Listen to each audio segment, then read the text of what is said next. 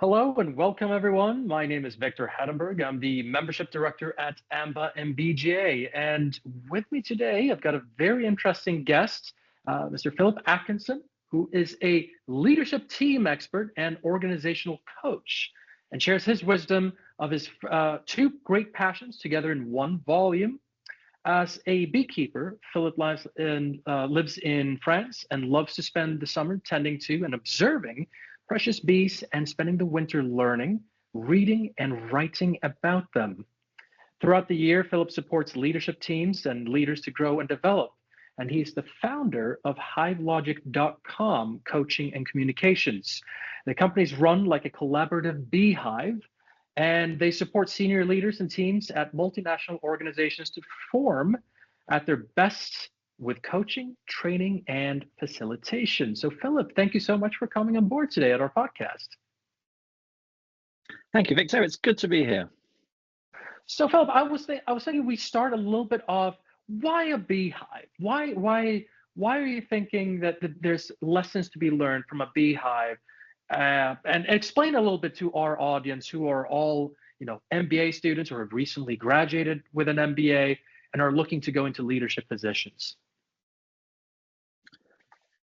Victor, I started studying a little bit of a story, first of all. I started studying beekeeping about 15, 16 years ago as a hobby to do when I wasn't working. When I was working in large multinational corporations such as Roche and Novartis, some of the big multinational companies, in my work, I was also studying the psychology of organizational change and behavior. I was a team leader responsible for transformation.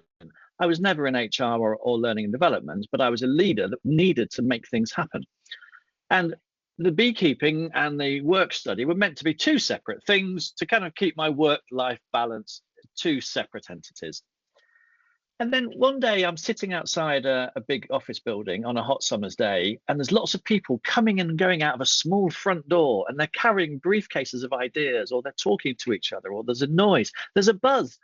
And then inside the building, everyone was busy and working around, and it wasn't obvious what was happening, but there was an amazing product at the end. And obviously it hit me, the metaphor of a beehive as a complex organization with high levels of speciality and high levels of skill, an amazing product coming out of it, of course, is an amazing metaphor for the complexities of working life today. And from that moment on, the metaphor has got deeper and deeper, and I've loved it. And I really enjoy the metaphor, and we'll dig deeper into this. So when you look at the beehive and the company, the first impression that I get is that yes, they're complex, but they don't seem that similar on the surface. So where do you draw the similarities once you started doing your beehive, when you ran your beehives and then also working with organizations, where did you start to say, aha, okay, here are the similarities? I mean, and first of all, I don't want to stretch the metaphor too far. It's really meant to help people stop and think and be curious. So, we don't need to be working like bees, and that's not my point. My point is that we actually need to be curious about how a system operates. Mm-hmm. And by being curious about a beehive, it just helps people start to think about different topics. But there are 12 chapters, and each of those topics, such as diversity, such as decision making, such as career progression, such as team dynamics, such as purpose, vision, career planning, all sorts of things. There are parallels or interesting elements to notice from the bees, which act as a hook to help teams have better conversations about what it means for them in working life. So communication is a really important one, Philip, because the one thing I notice with a lot of organizations is communication tends to be quite poor. Now, as humans, we may have reasons to keep communications away. Maybe we forget, maybe there's an ill intent, who knows? Or maybe we just don't have the system in place. What can we draw from, say, a beehive? Because they obviously communicate in a very, very different way, very efficiently, apparently, very sophisticated. Yeah. How do you look at the system and then use the inspiration from the beehive to apply that into an organization that may be suffering a little bit on the communication side of things. Yeah. First of all, I share your smile and your hypothesis that communication in big organizations is not very effective. And a lot of the communication tools are used really badly. It amazes me. And a lot of the work we do with, FTSE 100 clients worldwide, the problems start from poor communication. So let's use the bees. Let's use the bees as a way to open up that discussion. If a single bee finds an amazing, beautiful source of pollen, let's say an apple tree in full blossom in the middle of April, beautiful. One bee comes back to communicate to 50,000 bees inside a hive. And I don't know if you know, but the bees communicate by a thing called a waggle dance.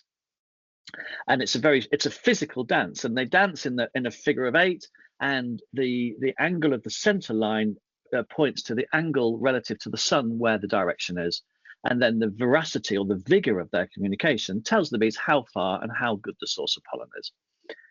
But this communication happens in the dark, in a confined space, in a noisy environment with 50,000 other bees, and a single bee perseveres with a single message, and they repeat the message, and they repeat the message, and they repeat the message, and then some bees get curious and they go looking themselves, and they come back to corroborate that message.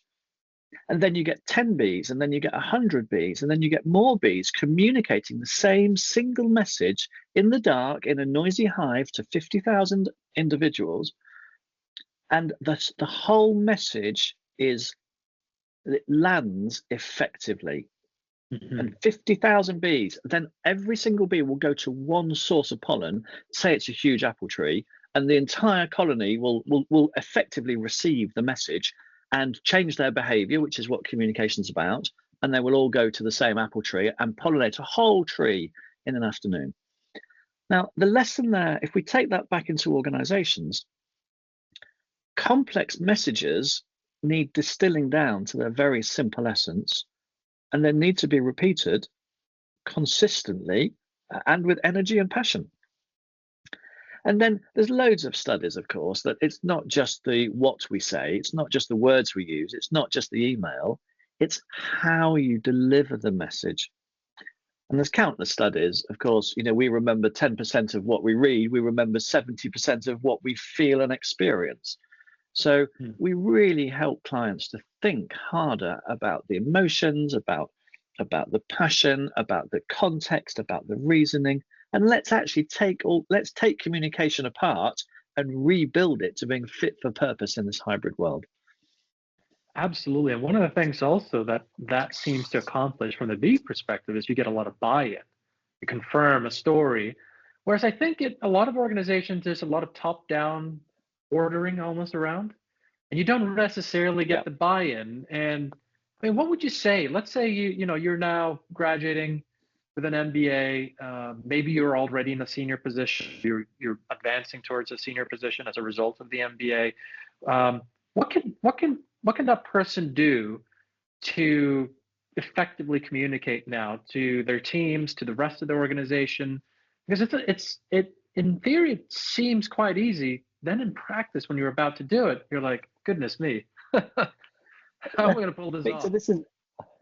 Victor, this is a lovely topic to dive deeper into.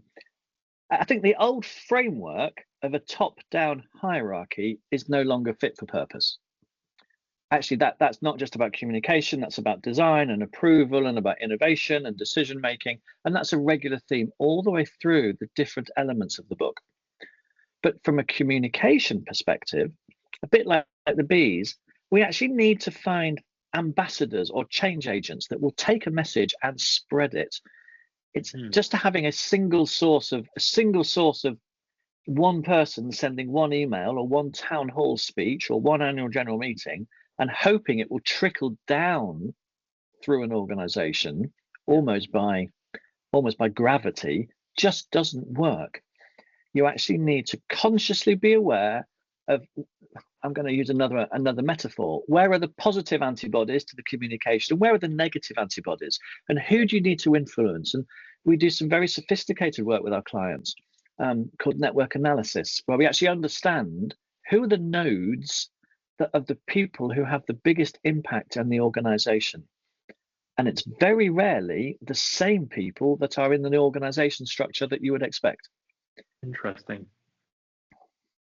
So it's really about building up, maybe understanding who the big communicators as well are on the team, and maybe building up an alliance network in a way within the company. Or is that how they would approach that? Yeah, very much so, very much so. To rely on a hierarchy to say the boss tells the next senior management, and the senior management, there's a phrase that's used called cascade. Senior management must cascade the message, and then it's left. It's left. And okay, great. Who cascades what to who? No, if it's really important, you need to do the hard thinking. And the hard thinking means understanding how information flows in an organization. And it's very rarely on a formal network. It's always an informal network of influencers and let's say we've just done a study of an organization. The organization has 110,000 people, but we did a study on a subset of that.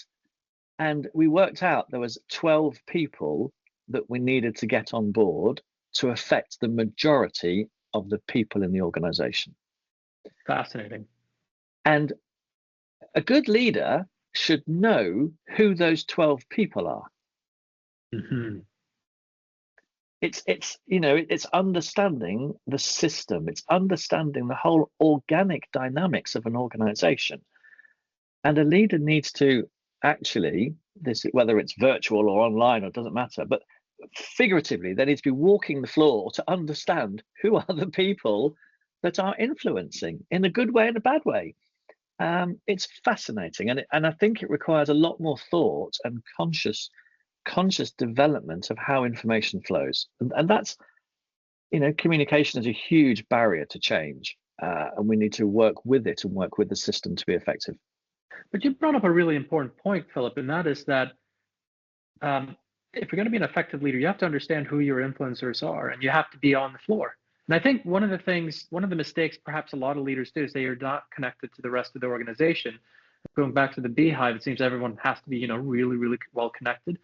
I think of an example of the former CEO. This was Jan Carlson back at SAS. He didn't like the idea of having an office, overlooking the teams. He would actually go out to the engineering and to the hangar and to the people running the in-flight service. He'd be there all over the place, getting to know, who the influencers are, what the problems are in the organization. So as a leader, he was buzzing around from one aspect of the business as the other and the other. So it feels to me that, if you're going to be effective, you have to be out there and get to know the team, the influencers, the problems, the challenges. You can't sit at the ivory tower. Yeah, Victor, I agree entirely. And it's the same with customers. We need to understand our customers, whether we're a small tech startup or a huge global international company. Can I just raise, there's a point that comes up about the bees. The bees are not a hierarchy with the queen at the top. The old Victorian model drew the design of a beehive as a matriarch, a bit like a Victorian. Queen Victoria was at the top, a queen bee is at the top, and she is served by all of the bees. The more we look at bees now, the more we understand actually that the queen is at the bottom, and actually she's at the bottom of the hive and she hides in the dark. She doesn't control everything. The queen actually serves the rest of the population. Fascinating. And in actual fact, a beehive is an organism that in the height of summer, it spreads over 5 kilometers. That's the radius where they all fly. And actually, it's all of the bees and all the worker bees who, they are the, if you like, the public face of the organization. And they do all the work. They're the interface with the flowers, let's call them stakeholders. They're the interface with the other bees. They're the interface with the environment. They bring all the data back in. And actually, it's an upside down hierarchy. The queen doesn't control them. The queen serves them.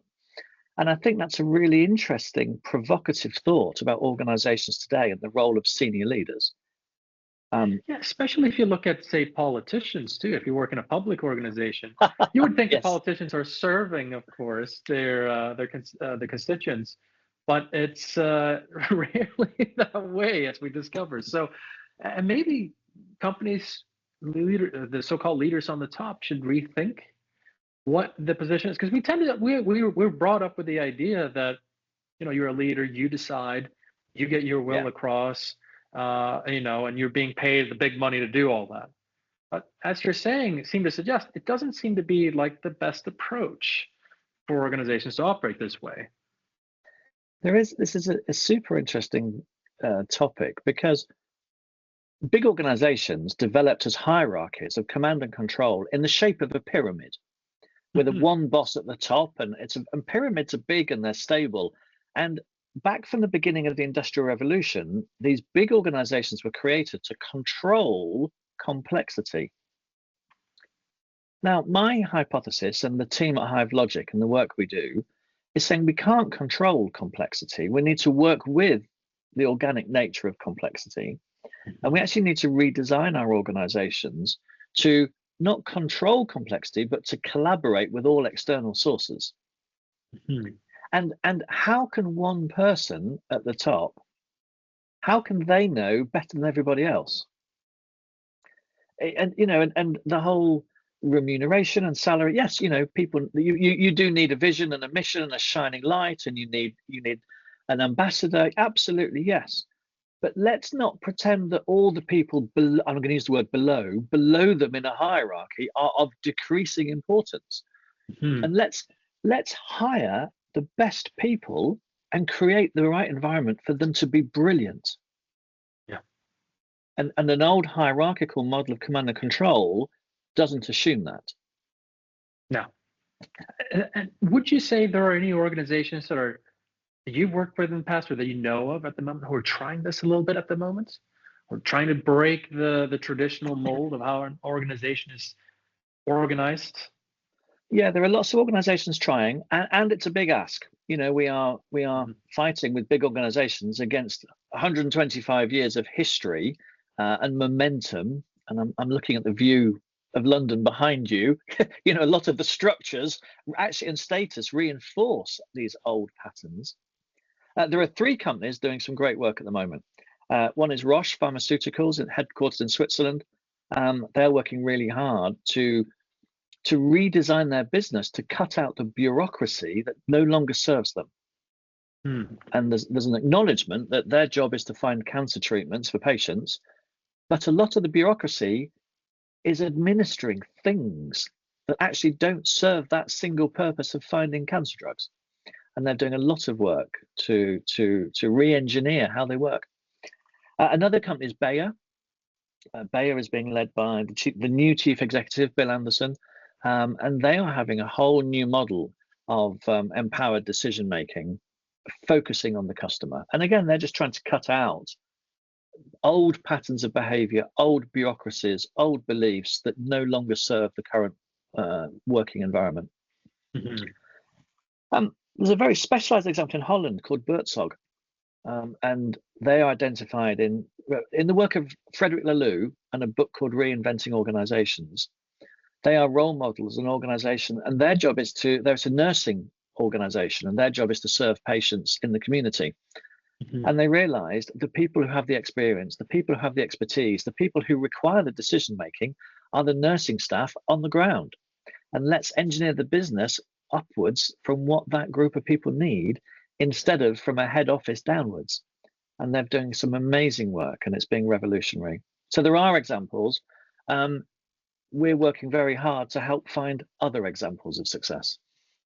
But that's wonderful, because at least it seems to suggest there are organizations trying to make the effort and trying to break that mold, which, as you say, is reinforced every day. Whether we like it or not, it's there. Even how we describe the leader, you know, your traditional MBA program, the leader is at the top of a pyramid, typically. Yeah. So I want to look at some of the other aspects that you were talking about. The 12 um, attributes. I mean, one of them you said was diversity. Now, what do we mean by diversity here? Because it's a word that's being thrown out a lot, and I think we're almost losing the meaning of it sometimes because are we referring to abilities? Are we referring to, you know, the looks of things? What do we mean by diversity? And from a beehive, first of all, and then how does that then apply to a complex organization? First of all, from a beehive, I'm just going to tell you a bit of a fun story first. And here's an example of how we use the beehive stories to then open up a topic for a better discussion. In a beehive, 95% of a hive are female, hardworking worker bees. The 95, so that could be 75,000 bees in a hive on a hot summer's day, and they actually have 6 different jobs. We can talk about this as we dive into careers, but they are nurses, they are builders, they are security guards, they're in charge of ventilation, they're in charge of hygiene, and they only fly for the last 3 days of their life. So when you see a bee foraging, it's the peak of its career in the last 3 days of its life. Then there's one female queen. Sometimes there's 2 and they fight and they swarm, and that's another topic about decision making that we could talk about today. But then that leaves 5% of the hive are males. Again, we're not making any parallels with working life, but we are just poking a bit of fun with this. The males can't feed themselves. And at the end of October, the whole resource pattern changes in the environment. There's no flowers left, it's the end of the summer, and a hive needs to shift its role from growth to one of survival. And the colony realizes that the male bees are no longer necessary, they no longer serve their purpose, and the female bees starve them to death. And if it's really serious, if there's really bad weather and there's a really short of food, they actively sting them to death. And in October, it's great fun. You can watch all the dead males being pushed out the front of the hive because they're no longer fit for purpose. Now, clearly, that's not a, we can't use this analogy too far. But it's really a fun way to open up a discussion about diversity in a workforce because we need the best people. We need brilliant people to feel safe and secure to do their best work. That's the only way that we're going to win at this crazy life we live in. And actually, for me, diversity is not just skin or race or gender or experience. Diversity of thought is super interesting. And it's not just introverts versus extroverts, but just we need to design our world for everybody and acknowledge the different needs people have. And unfortunately, and this is a theme through the whole book. Look, I'm a 50+ middle-aged middle-class man who went to a decent school. Life is easy for me. Life is designed for me. I can walk the corridors of power with complete ease and comfort without doing anything. And it's my responsibility as a leader, as a father, as a role model in society to acknowledge that and to open up thinking and open up doors and open up systems to allow people from every background, every place, every type to bring their own brilliance to work. And if I'm not doing that, then I'm impairing the quality of an organization. And you know, Philip, one of the things that I also notice, and you can just, I think anyone can do this. You can just hop on LinkedIn at the moment, look for the top companies who are hiring in your region, let's say. If it's a consultancy, they tend to just want people who've worked in consultancy. If you're pharmaceuticals, they want people who worked in the pharmaceutical industry. And what happens is, and you point out the very important thought here, the diversity of thought, which is really important. And that if you focus on the diversity of thought and ability and skills, you will cast a very wide net of very interesting people who can contribute to an organization. But it seems to be that still organizations don't think this way. They primarily look at, you know, do you come from our industry? Do you look the way we want you to look? And, you know, that's that. And that doesn't seem to be terribly helpful for people, especially who, we know can contribute quite a lot. Yeah. I mean, look, that of course, hiring for like-minded people just reinforces and reiterates the previous patterns of behavior that are no longer the right ones. Look, let's talk about big pharmaceuticals. I know lots of your MBA candidates and graduates understand that world. The biggest competitors to big pharma these days are not other big pharma. It's actually probably Google and Amazon. You know, in terms of clinical trials, Amazon know where people are, they know what illnesses they have, they know how to contact them, they know what they read, they know what they eat. You know, Amazon actually are probably in the future a competitor or a great partner for the drug industry. So let's hire people that have fast-moving consumer goods experience, or let's hire behavioral scientists, or let's hire people from tech startups. And I get, yeah, the best organizations we work with understand this. Yeah, yeah, absolutely. Um, you mentioned something a little bit earlier as well about the ability to do many different jobs. Uh, One of the things, of course, is we sometimes think that we get our degree in something and that's what we're going to do for the rest of our lives. But actually, there seems to be a more rewarding aspect to life if you try on a lot of different things. Um, and also, it allows you to be, I suppose, more effective in an Yeah. organization, or if you decide to run your own. So, how does that relate to what you see, for instance, in the beehive? And what would you recommend that people do as they finish Yeah. their degrees? Again, first of all, let's challenge the old hypothesis. There's some brilliant work by a professor at the London Business School called Linda Grattan, and she's written a book called 100-Year Life. And she says the old model of graduating from a good business school and then working for a block of years and then retiring, look, that's just an old model. That is just ridiculous now. We need to continuously learn, continuously grow, and continuously reinvent ourselves. And actually, that's what we see with the bees. So as we said, you know, the bees are not foragers for life. That's their one job where you see them. But they do spend time doing one job. When they're born, they become trained immediately to be nurses. And they are intense specialists. It's only for 4 or 5 days in bee life, but they are intense specialists and they are very good at one job. And then they actually stop and then they train the next people to become nurses and then they become trained to be builders. And really, in work, I want to help people be really good at your current job and keep thinking, keep scanning, keep evolving, keep training in what your next job might be. Because the job that you're going to do in 3 jobs' time doesn't exist yet. And what's really important is to have that growth mindset and the right transferable skills. And it's actually, you know, of course, with AI, it's the human skills that are going to make the difference. The technical stuff can be, you know, learned or bought or Googled. And I really want to help leaders at business schools, for example, really focus on the transferable. Look, we used to call it soft skills, but really, really, it's the hard skills, it's the core skills of good leadership that need to be learned and impressed upon people. Absolutely. And I wonder whether there's a responsibility on the organization's part as well. I mean, if you think about it, an organization, ideally what you want to do is keep all your really good people and think about what sort of things will we need in the future as an organization, and how do we train some of our top people to learn these new skills and progress them towards that. And that also seems to be something that is lacking, this whole lifelong learning. Many Yeah, organizations say they do it, but really what it is here's a short video you can watch and then go back to what you were doing. yeah, So yeah, maybe, do you think there's a part for organizations, a more active part they can play? yeah, absolutely. Um, at the World Economic Forum last year, there was a study of the skills needed for the future. And the top 3 were all about actually coaching type of skills.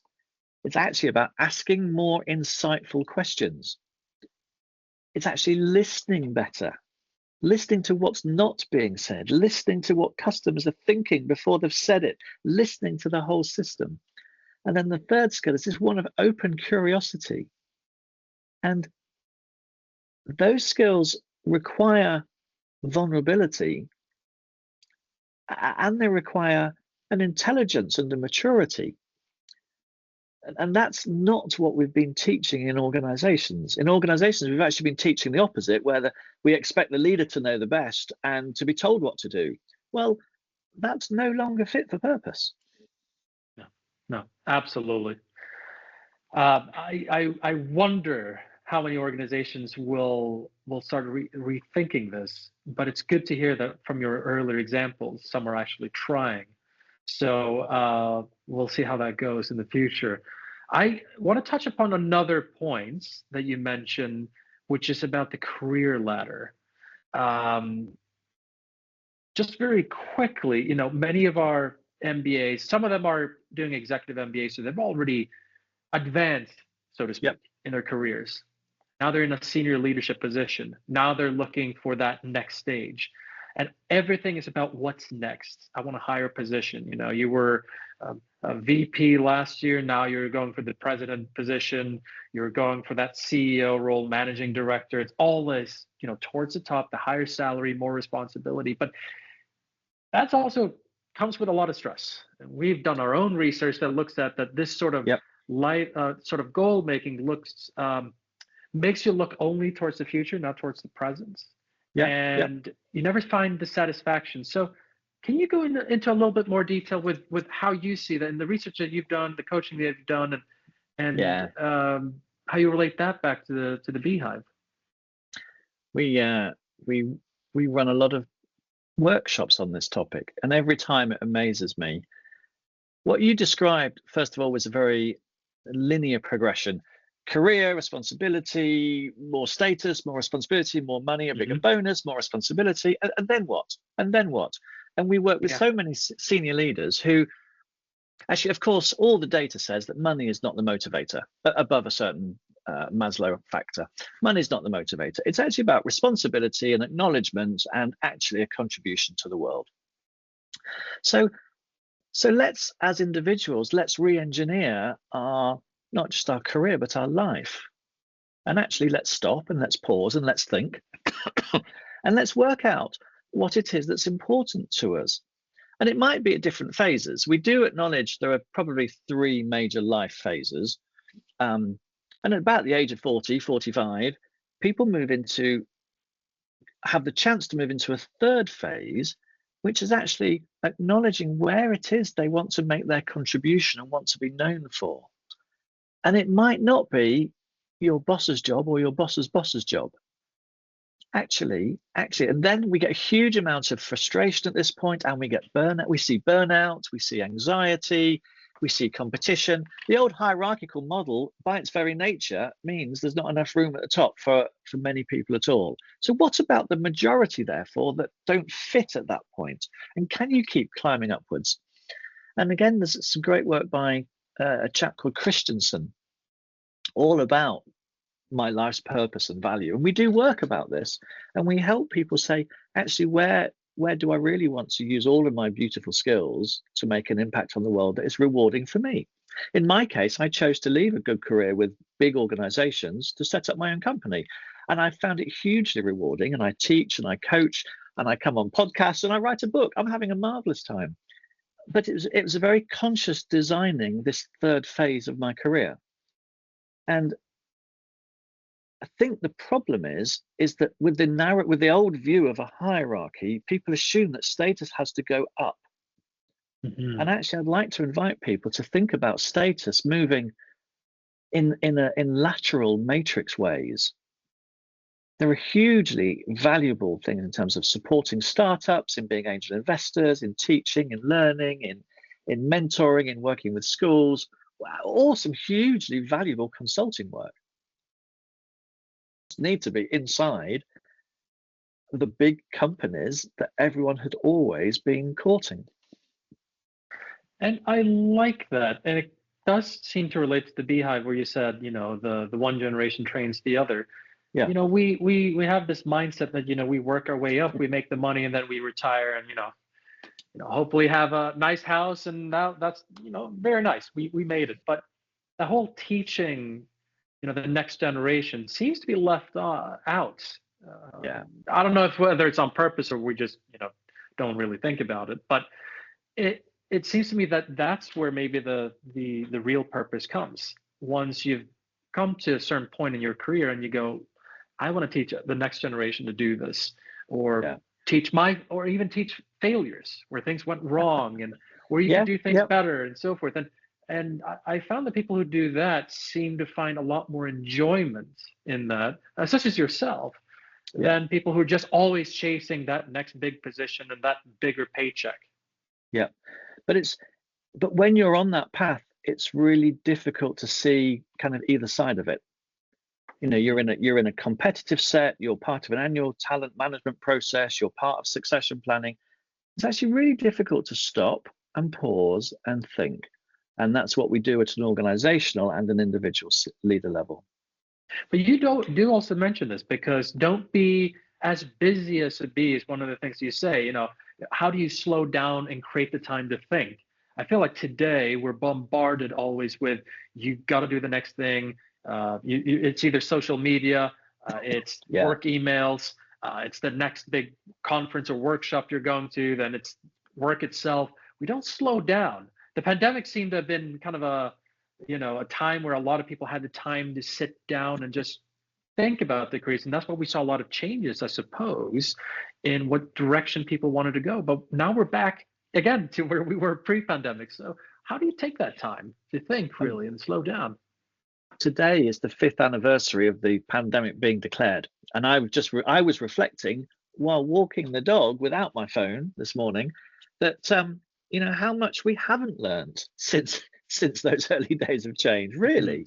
Really, how much or how many good ideas have stopped. And um, what I'm going to say here is, I think it's really important actually to acknowledge that our competitive advantage is not from doing more stuff. That was probably what served us well in our 20s and 30s. Anything beyond that, it's not about being more productive or having a longer list. And so many self-help books or consultancies or anything on LinkedIn is about doing more, getting up earlier, doing more, being more efficient. I don't want us to be more efficient.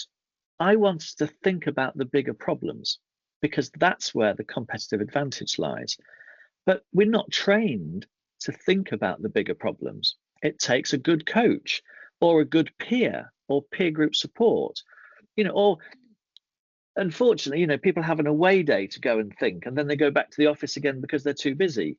But let's actually design our world around creating time and interactions for really good quality thinking. And Mhm. I was in with a client yesterday, and at the coffee machine, I just actually was observing for a notice, and someone said, "Yeah, I'm really busy, thanks. How are you?" "Yeah, I'm busy." And the whole trope or the whole currency was busyness. Yeah. And I was thinking, what a shame. I would love to have overheard someone say, "I've spent the morning thinking about a really big customer problem and I haven't cracked it yet, but I know who to speak to." Or, Yeah. we're not engineering working life for the important stuff. Yeah. And then we outsource it. We outsource that to consultancies, which Yeah. I think which is a whole criminal topic. But I think that's another day, Victor, between you and me.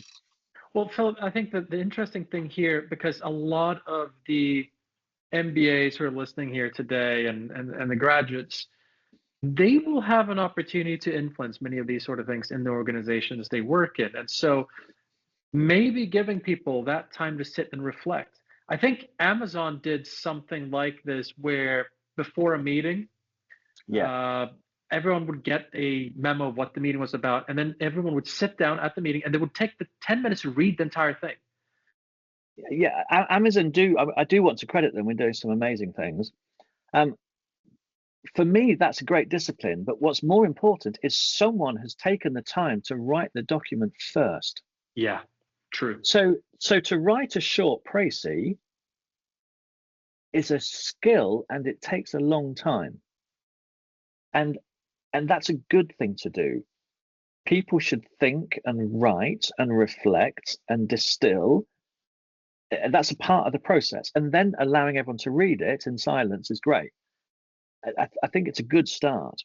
Here we are. I'm also going to have a bit of fun and say reading books. a beautiful to sit down on a train or at home or on a flight and read a beautiful hardback book to think Mhm. and provoke your thinking. I think is a skill that we are losing, and Yeah. that's partly why I wrote this one, is to help leaders stop and pause and think. So what we're going to do actually for everyone here is we're going to list the book, Be Wise, 12 Leadership Lessons from a Busy Beehive. So you can Yep. see the cover right there. So we'll have that available for everyone to see, and it will direct you, of course, to where you can buy the book if you're interested in having it.